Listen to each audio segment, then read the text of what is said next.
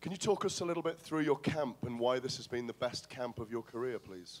I think this has been the best camp of my career because I was very motivated. You know, Muscle Farm have a great facility, and once I saw the gym, you know, I was already motivated, but once I saw the gym, you know what I'm saying, I was very excited to train there. It's like state of the art, and it was really cool. You know, I like technology and stuff like that. It's a really cool gym, and I haven't been this motivated in a long time. Can I ask John Jones if you are underestimating Rampage, and if so, why? Absolutely. And Garth, I thought it was funny you asked that question because I'm positive that I've never stated that Rampage doesn't have the tools to beat me. I've never stated that in any of my interviews leading up to this fight. And I'm not underestimating Rampage at all. I mean, he's a unified champion who's knocked out some of the best fighters in the sport. That would be a very, very ignorant thing for me to do, to underestimate somebody with such a great record and such a great status. You know, when the UFC first came out in the '93, I didn't even know what it was. So to be honest with you, I didn't know really what UFC was until maybe 2003, 2004. So for me, you know, it's cool to be a part of the history of coming back here, definitely. You know, I took this fight on short notice, and, you know, I've been training, so I'm well prepared. And I just want to say that, you know, I'd like to thank Matt Hughes and the UFC for putting this fight together and stepping up and you know, bringing me here and letting me be a part of this history. So thanks. One quick question for Matt Hughes. Matt, you brought in some big-name fighters for this training camp. Would you name them and why you decided to bring in some of those guys as you prepared? As always, I brought Jeremy Horn in, ground technician, Robbie Lawler. He's the wrestler of the bunch. Pat Miletich, all-around guy. BJ Penn, DeMarcus Johnson. Just a bunch of guys. I always like to, I'm sure I'm not the only fighter, I like to travel with like a family. And the more guys I got around me, the better off I am, and the more I'm concentrated on what's going on. I hate not having somebody around, to be honest. So the more guys I got with me, the happier I am. Who will be in your corner? Four cornermen, Robbie Lawler, Matt Pena, Jeremy Horn, and Pat Miletich. Joe Farrar from Rogers Sports. And a question for John, Dana, and Rampage. Rampage, I'll start with you. You've been around the sport for a very long time. Are you surprised that there's so many people that are not giving you enough credit heading into this title fight? No, I'm not surprised at all. You know, the one thing about me is that, you know, I can care less about stuff like that, but that's one of the things that motivates me. I was counted out when I was facing Chuck Liddell in the UFC and Vanderlei Silva, and those are the type of things that makes me train harder and rise to the occasion. I'm not surprised at all. A lot of people want me to lose this fight, but you know what I'm saying, that gives me more power. And in fighting a guy like Johnny Bones Jones, is there anyone of the long list of opponents that you faced in the past that you can draw some sort of similarity, saying, yeah, you know what, I fought a guy like this before?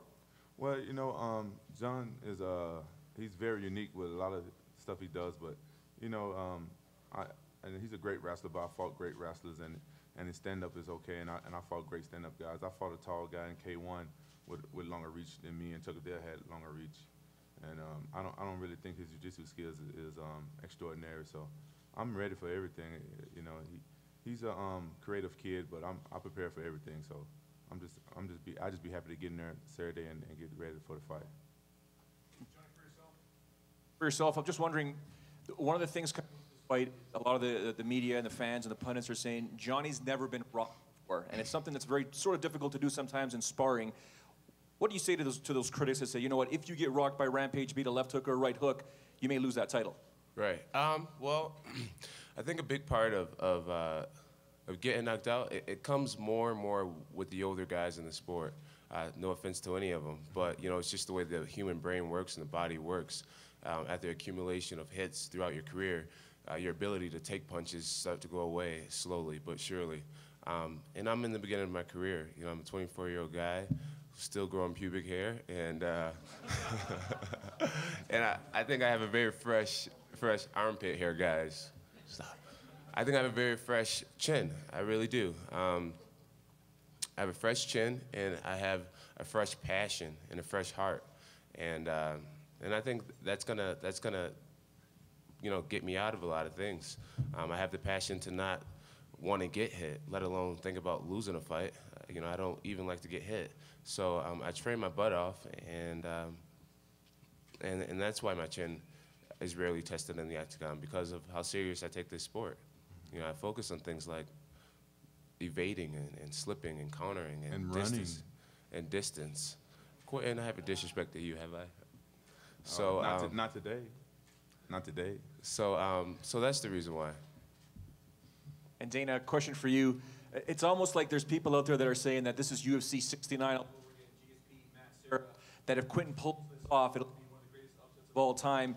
And we're also on the beginning of the John Bones Jones era. Can you talk about the fight in that manner? I don't think that. I don't think that if Quentin wins, it's the biggest upset in UFC history. That's insane. I mean, anybody who would say something like that is out of their mind.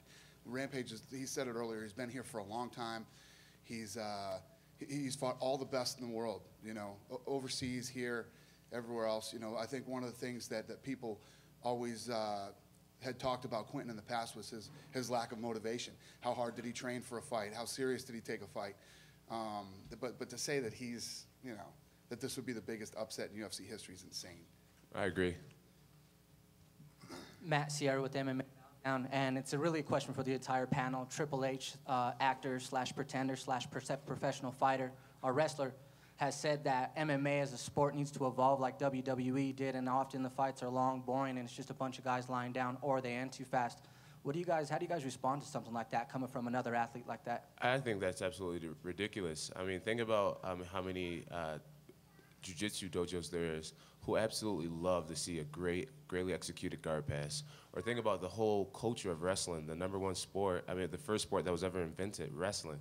There's a whole nation, there's a whole society that loves to see beautiful takedowns executed. So for people to say jiu-jitsu and wrestling and fighting a ground match is horrible, I tell them to go watch K1. Yeah, I mean, I agree. His father-in-law is starting to let him talk in public now. He'll get better at it, don't worry. Oh, don't go watch K1, sorry. He'll stop saying stupid shit soon. Now, John Jones, when you fought Rua, you had an opportunity to play the hero role when you stopped a mugging from happening. Do you feel that this Denver atmosphere is going to allow you a chance to focus more on your fight and not so much on saving people's lives? One more time? Last time you fought Rua, you saved a woman from a mugging. Do you feel that being in Denver and being around this type of atmosphere that you're going to be able to focus more on fighting and a little bit less on being the hero? Yeah, well, I definitely wasn't trying to focus on doing that. It's just something that happened. I was in the right place at the right time. And yeah, I'm definitely focused on this fight as much as I know how to. Hey, Rampage, it's D-Mac from 104.3 The Fan here in Denver. John was making it sound like you're old, your brain's not working right, you're slow, and he's young, that sort of thing. How would you respond to that? Why are you trying to misconstrue my words? You, sir, are an instigator. Yes, you are. Gotta make a living. I was getting the same feeling that he was getting. He was hitting the nail on the head. You know what I'm saying? He can think whatever he want to think. You know, John Jones can talk all he wants. Like, the kid has really, I looked at him, he hadn't really fought anybody. For him to be talking like that, the kid don't got the type of experience. Don't you think that's disrespectful to Shogun? You know, Shogun is the toughest guy he fought, and he was rusted and coming off an injury. Come on, we all saw Shogun when he first came to I the just UFC. saw Shogun beat Forrest Griffin. I saw Shogun lose to Forrest Griffin the same way he lost I saw to you lose to Forrest Griffin as well. Yeah, I saw me lose to Forrest Griffin as well, too. But I'm going to see me winning on Saturday. That's all that count. That's all that count. That's a good winning mindset. Hey, I'm talking right now. Put your young ass up. Sorry, sir. So let John do all his talking. I do most of my talking in the octagon.